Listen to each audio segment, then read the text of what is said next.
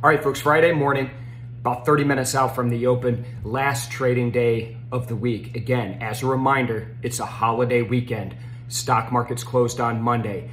That said, Nadex will be open on Monday morning in trading of all of our FX contracts. So FX will be open for trading on Monday morning.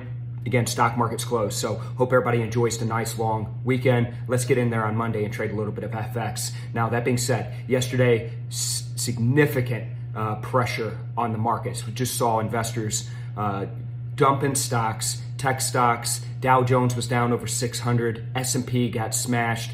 All of this on those rising tensions in Ukraine and Russia.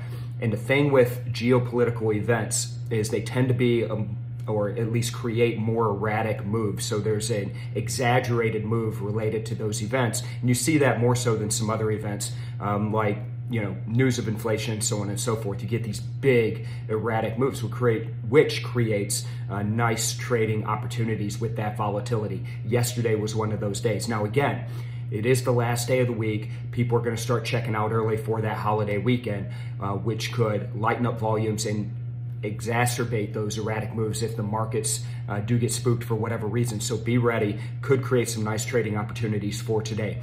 Heading into the open, very quiet in the equity market. We were in the green. We've since traded lower. All three indices, Dow Jones, S&P, NASDAQ, all lower at the moment. FX, we're seeing dollar strength this morning against the euro, against the pound. And oil, another big mover, down 2%, now below $90 a barrel. That's about a 2-point move in crude oil. All right, folks.